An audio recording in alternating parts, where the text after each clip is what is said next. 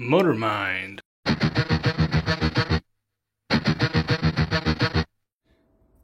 Hey folks, Motormind here. So today I'm going to be working on the Kia Sorento, 2007 Kia Sorento with a 2.5 liter CRDI, so it's a diesel version, and I'm going to be doing the front prop shaft. Notice this when we bought this vehicle, bit of vibration, had a look underneath, and one of the U-joints is actually worn out. And something I'm kind of suspecting anyways. So I'll show you what I mean, U-joint being worn out, and then we'll look at how to replace it. And once again, I'm doing this on the drive, a bit of like a home-based thing instead of doing on the lift. Obviously a lift with the shop will be a lot easier. Okay, so here's the front prop shaft. Let's see if I can zoom back a bit here for you.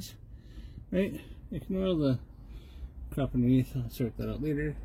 Prop shaft here, and I'm going to grab onto these U-joints. This guy here, I'll show you. Got a light over here, take a look. So you can grab one, light's in a better place, and you can twist back and forth and go back and forth here. So there's no movement on there, but as you can see, it's quite a bit in there. And what I think it is on where it is, actually not think I know where it is on this side here. I will show you what I mean. Get the camera on it.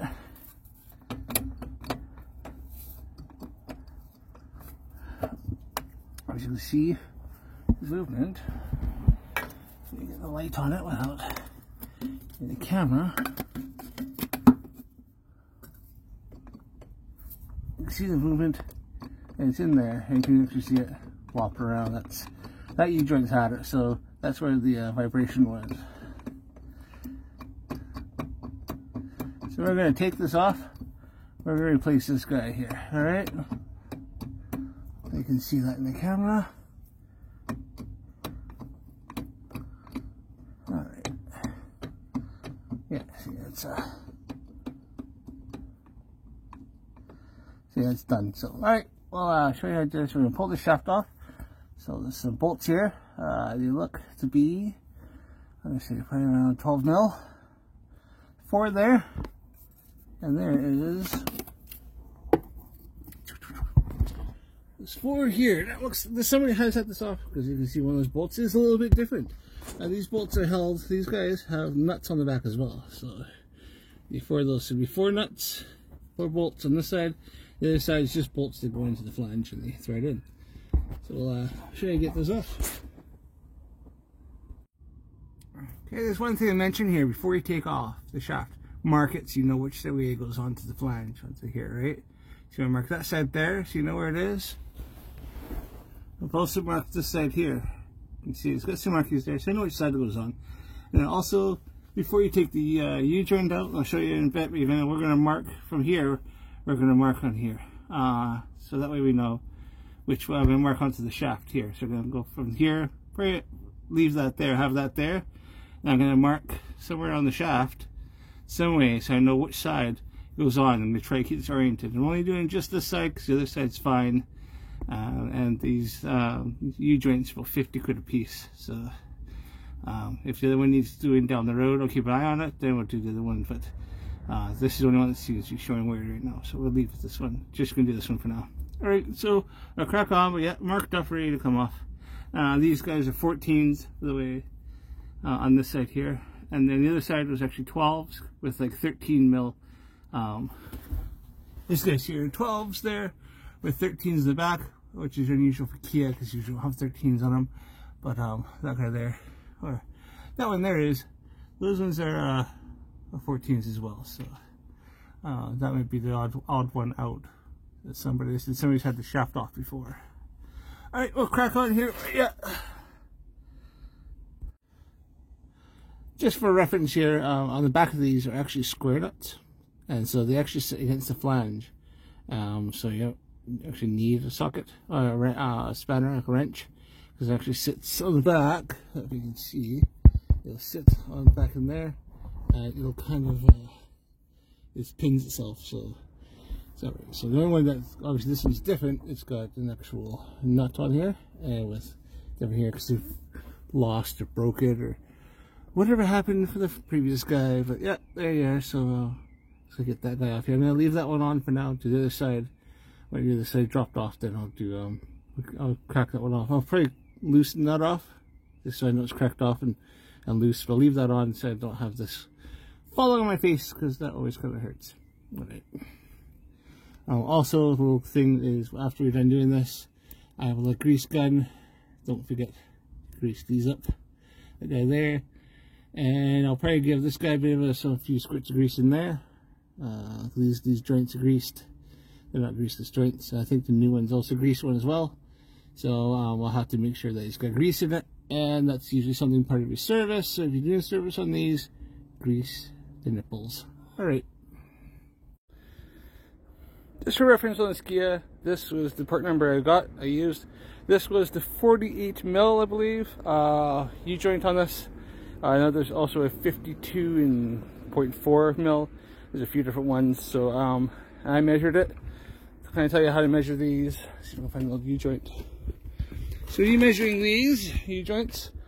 Look to see where the snap ring is. The snap ring is on the inside of this one, so we'll go for the snap ring, and that's where you want to measure it. So it's 40, so this one here is 48, as opposed to, that's the 56. If the snap ring's on the outside, so if it goes on the outside of the caps, then you measure it to the snap rings there. So just so you know. So yeah, hopefully that helps anybody, but that's the part number I used on this one. Thanks for watching, bye.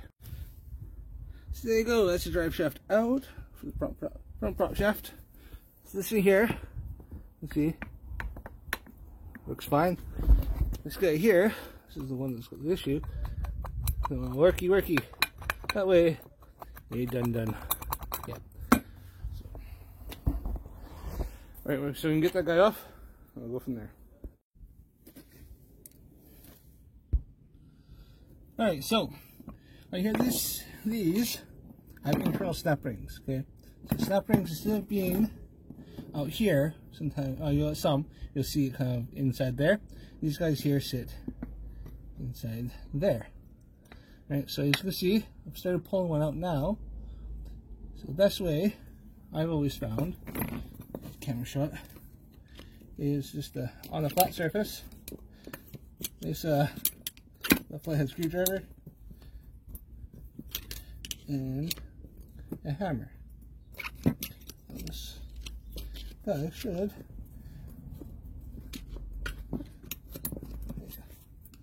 like that. Pop it out. So I'm gonna go in here. You see, usually one side you can get to better than the other. Stick that guy in like this on an angle. Tap it out. Now these guys here, I try to hang on to them if I can, just because I'm like that. But you'll get new ones usually with a new joint anyways. So if one goes flying, which sometimes they can do, it's not the end of the world. You'll have new ones anyways. But I like to, if they're okay, sometimes they snap as well. If they break, you can kind of see what's going on with this guy here. See, it's no pins is broke. So that's kind of what's happened. Usually what's happens, they fail eventually, pins and stuff come out of them, and that's why it's jamming up the way it is, and it's just gone. So and if the snap ring's still in there, you get corroded a little bit to the casing. Obviously you don't want to do this with a really expensive, nice flathead screwdriver. You do run the risk of breaking them. This one here is just a generic screwdriver, so not dollar store ones will break easily, so don't do dollar store ones or pound store. Okay, that's off there. Video better. Now, I'm probably gonna get some hate for this one. But the best way I've found getting these out is find an old socket or a drift, if you have a drift.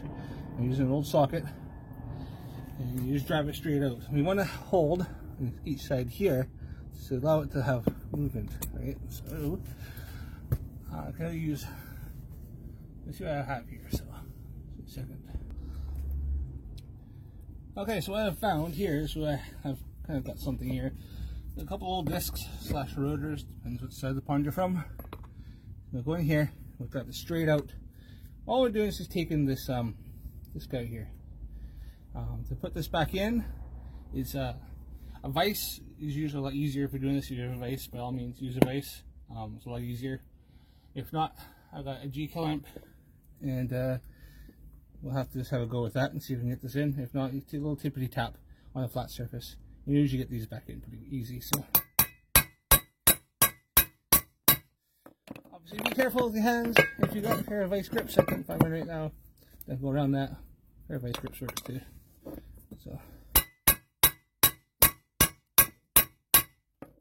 And just keep going. As you see there, it's actually starting to come out.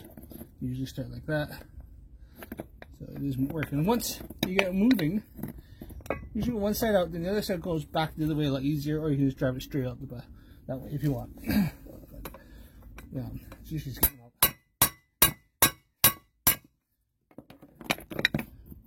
Yeah. So in the shop, this is easier. Usually I just use a vise, a vise and just drive it out that way, but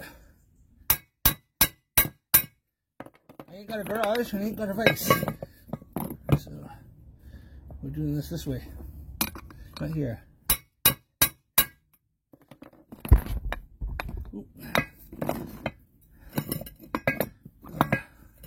Really could, this is a couple old bricks, but in the back garden, I didn't bother to get them, so the way. And this is an old socket, by the way. It's just like a freaking generic volume chrome impact socket. If I do happen to damage it or I can't use it, it's not a big deal. It probably costs me a couple bucks to replace it at most. So.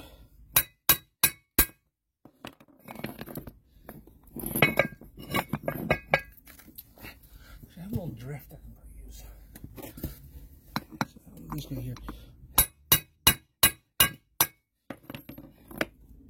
See, it's almost got it there. So I'll pause the video to watch all this. But that's the way you just keep doing it. Alright, so once you press those out, it goes in a lot easier. So you want to take the caps off. I know I should have showed you before, but take the caps off and then you want to put it on. Make sure you don't catch the pins. You want to put it on really gentle. If you catch the pins, bring it over, you'll feel it crunch and it'll be jammed up and it'll just explode these things. Also, I know I've kind of cocked up here a little bit. Make sure this is towards the shaft, not that way. I'm gonna have to grease it here, and then yeah, it's gonna be a pain in the ass. Try to re-grease that, but yeah, I don't want to take the shaft. I don't want to take it off, so.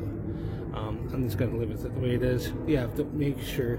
I couldn't remember which way it went. I should have looked, but it's just this was go towards the shaft, not towards that. So, oh well, you live, you learn. I screwed up. But yep. So, and then just give it a little tap, and so you can see it moves a lot better now. Much better. All right, I'll get it back on. Okay, so got her back in. As you can see, the lines are lined up there and there. And just to show you the fix. And the fix there. Let's zoom out of it. As you see, there's no more movement to that. So that's the fix. It's all torqued up, all these tightened up nice and tight. I noticed last time they were a little bit loose. And those are all tightened up down there. As you the grease that nipple there, grease the nipple in there, and also grease this one here and fill it up. As you can see right there, you see when the boot starts to bulge a little bit like that. That's usually when I have them. It's just for the starting to swell a little bit. It doesn't take a lot. So that one there is done. Some other jobs to do on this thing here, but we'll stop with that one. So Thanks for watching. Don't forget to subscribe and like my channel if you like this video. Comment and let me know what you think. Thanks for watching, and see you again.